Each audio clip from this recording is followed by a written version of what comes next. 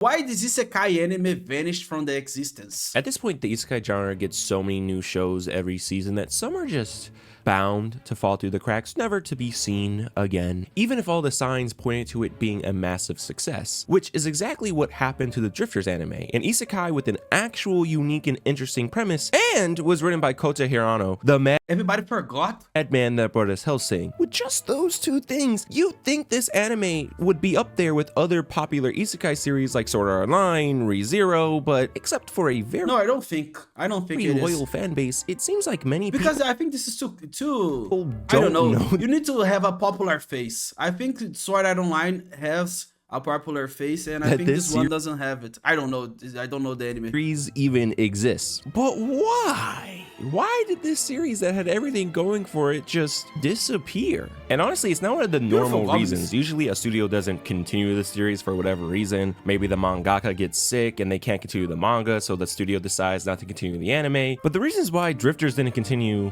are very strange. The first reason being that Drifters was made for nerds. Instead of having a basic chud who was hit by a truck as a protagonist, we instead have real historical people as And I think a horse hit him. our protagonist. Not a truck. In the past, they used horses. We got Butch Cassidy, the Sundance Kid, Saint Germain, Wait, this is JoJo? Nobunaga, Joan of Arc, Rasputin. They Wait, this looks like JoJo and Hellsing at the same time. twinkified Rasputin. That isn't what he. Okay, they do this a couple of times actually. This is supposed to be an 83-year-old man. Oh, I want to be like this. Anyways, that pretty much sums up Drifters. The plot is just two gods having an argument about the fate of this fantasy world. One wants to destroy this fantasy world, so they're bringing in historical figures, hoping that they will conquer this world and destroy it, while the other one wants to save it, so they're bringing The other one looks like an insect. Look at his eyes. in historical Oh my god, this is the Rinnegan, but the Pain has, but this is so way weirder. figures, hoping that Oh, those eyes are hypnotic. they'll I conquer feel like he can kill me and I would enjoy it just because of the eyes, like Jungle Book with the snake. it and then save it. Am I reading that right? But this is what makes Drifters interesting, because even the good guys aren't really good guys. Each of them come Yeah, they look cool. from different time periods, so their ideologies are vastly different, not only from our ideologies, but their own ideologies, which sets up this interesting premise where we see these characters who are written to be as historically accurate as possible interact with one another and see how those ideologies might clash or might cause them to learn something new. It's so similar to JoJo. And this is where the problem starts, because for someone like me who loves history, this is great. I don't love history. I hate history. I only like the future. I think everything good is in the future because it didn't happen. So it's awesome. think this is an amazing idea, but I'm such a big history nerd that anytime they introduced a historical figure that I didn't recognize, I would pause the anime and take the time to Google who Wait, this wait, person is. what? I would pause the anime and Wait. What the? Wait. take the Who's this creature? time to Google who this person was, and I would just fall down this rabbit hole just learning about this one historical figure for maybe about an hour or so before I would finally go back to the anime. The average person does not do that. Drifters Yes, I don't think nobody research for those guys. I think we just accept this.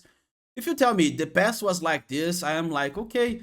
If you put some demons in the past and say that the past was full of giant demons, giant eyes flying around, I think I would accept this as true. isn't for everybody. The show was made with history nerds in mind, which necessarily isn't a bad thing, but it does limit the series a bit. The characters are constantly referencing historical events they were a part of and mentioning people from their lives, but in natural dialogue, the story doesn't really take its time to elaborate or explain these historical events or who the characters are talking about. Instead, the series just kind of assumes that you know your history and that you know who Yeah, you need to know everything that happened in the past, because people say you need to know the history of your country and you need to know everything about the past of your country, and I think maybe it's important, but I think you need to know all the country's history, every part of the world, every kingdom, every empire, everything. You need to know everything that happened. If one fact in the past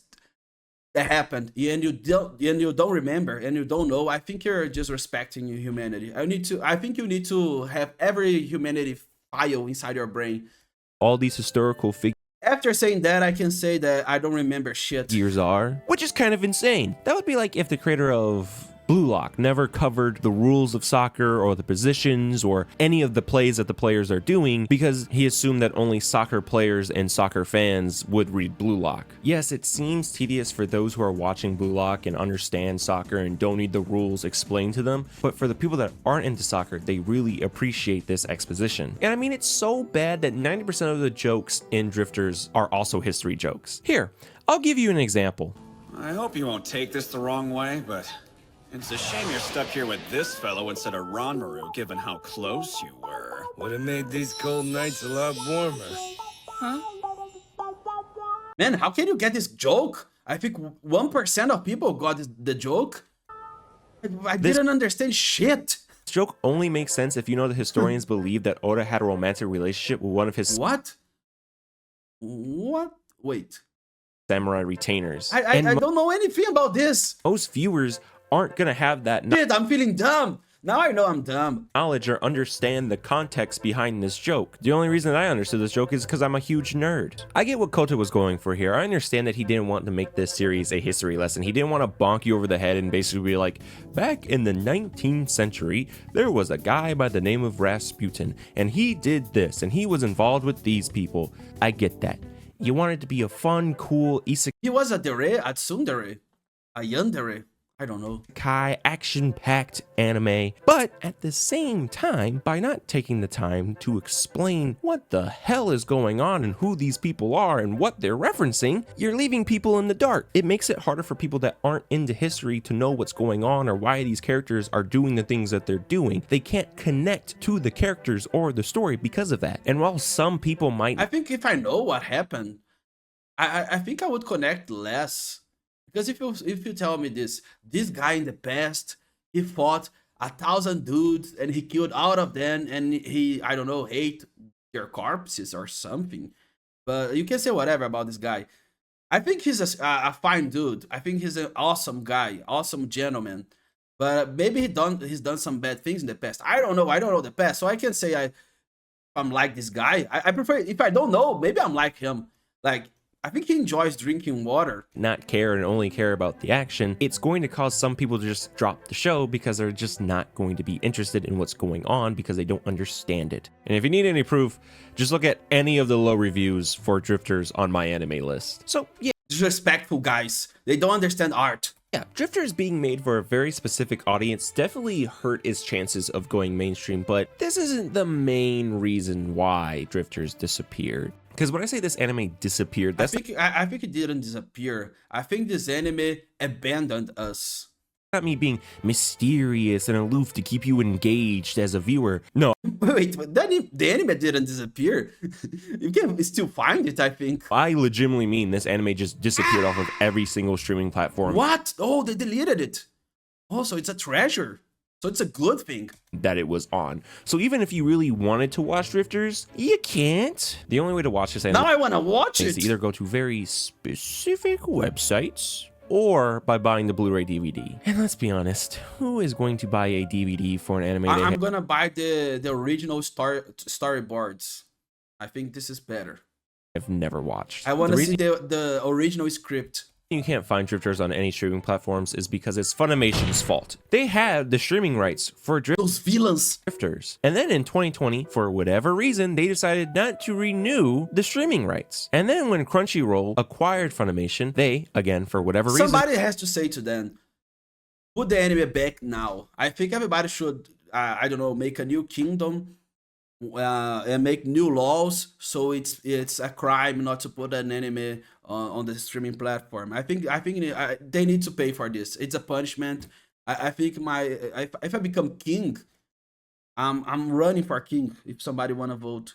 decide not to renew the streaming rights. So the anime has just been sitting in this weird limbo when it comes to streaming. Some people might disagree with me on this, but streaming is very important when it comes to how well a show does these days. Because I don't know about you, but 90% of the anime I watch these days are either recommended to me by my friends and my amazing subscribers, or by that nice little section on most streaming sites called recommended for you. Oh, this is cursed. Only bizarre things are recommended to me. Being recommended by a streaming platform is Like especially they think I'm a slime.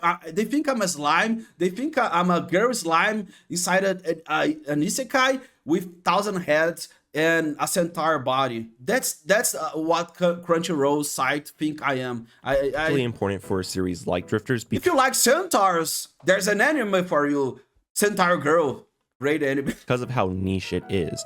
It needs to be pushed to a very specific group of people, and it needs that algorithm's help to be pushed to those people. The only reason I know that this anime exists is because I heard rumors and whispers Wait, it's like a crow is gonna tell to you. of a really good isekai that surrounded historical figures, and so I went looking for it. I am confident that if its momentum wasn't killed in 2020, which mind you was a very big time for anime thanks to the virus, Drifters fan base would be bigger. No, I don't know what happened. I don't remember. I don't remember history. Wait, those guys, I think they're the same. You need to change. This is disrespectful. Everybody needs to have a personality. They don't have one. Like their personality is having ears, big ears, Probably not super big, just to hear more lies. but it would be bigger than what it is now, simply because people would be able to find it and it would be available to be found. At this point, some of you might be going, well, that sucks. This seems like a really interesting concept and I kind of want to watch this. That's okay, I guess. If I can't watch the anime, I guess I'll go and read the manga instead. Never. I'm not doing this. I don't read manga. I'm not. I love manga. I love. But I don't read because I don't. I'm stupid. I like my brain low. I like my brain when it's very low. And so if I don't see people moving and sounds, I'm dumb. I think it doesn't exist. And when I watch them, I feel like they exist. So, yes. Do I have some bad news for you? If you know anything about Koto, you know exactly what I'm about to talk about. Koto I don't know. has described himself as being very lazy. It took him 11 years to finish Hellsing. And if you don't think that's bad, just remember that Hellsing is only 89 chapters. And when it comes to Drifters, his work ethic hasn't really improved. There are I respect him. I respect this type of work ethic. I respect those guys because they say fuck it. It's my time. I do whatever I want and fuck you. This is what they're saying to the people, and I respect the attitude. But I wish more chapters, please. currently 96 chapters, 10 of which aren't even in a volume, meaning there are only 7 volumes, and that was released in 2023, with the anime adapting about 56 to 59 of these chapters. So even if Drifters was still streaming, there technically wouldn't even be enough chapters to possibly even make a season 2. I have seen anime series... The guy just doesn't want to write it. Says, one day I finish this with, I don't know, 80 years old. He's not adapt the manga correctly. I have seen anime series drop in animation quality, even though the... I don't think this is drop. I think Nanatsu Taizai had like amazing animation when this episode happened. I think this is I can forget a lot of animations, but I'm not forgetting this one.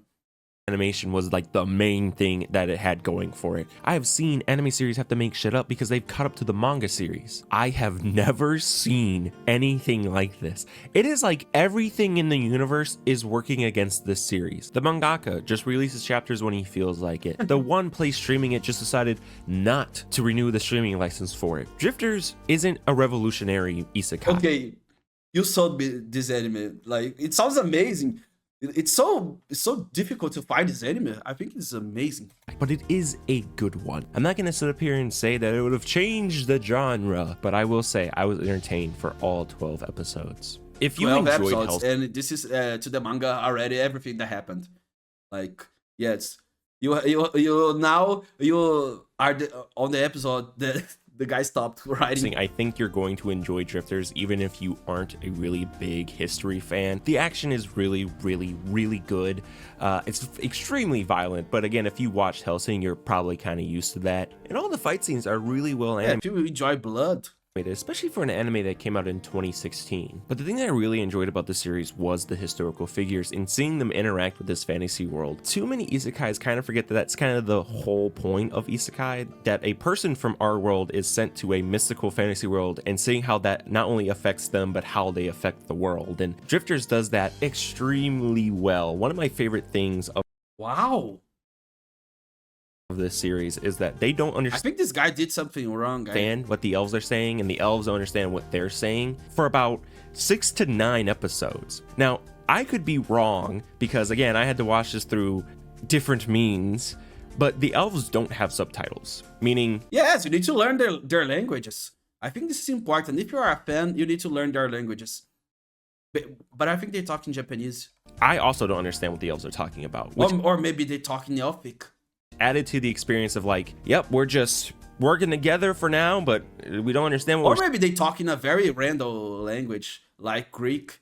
saying. A lot of isekais don't really commit to that. A lot of them will just either give us the subtitles and then just make it the joke that the character doesn't understand what they're saying, or they'll sit up there and be like, oh, I don't understand what you're saying, and by the end of the episode, now the character understands what they're saying. And I think they just don't care about the elves, and I think this is injustice. just like, okay. And I will say, even if you're not a history nerd like me, I still think there is something interesting of seeing two historical figures from two different time periods interact with each other and see how that might play out. Be it a samurai looking at guns from the West, or two samurais from two different eras arguing over Bushido because of how much Bushido has changed over the centuries. I think you need to do the opposite. Instead of going to the past, you need to bring Genghis Khan to the future, to the present now. And we put like, he can do TikToks, he can do YouTube videos. He can, man, imagine having a live stream, Genghis Khan live stream right now. Everybody's gonna donate everything. I'm gonna donate my soul to him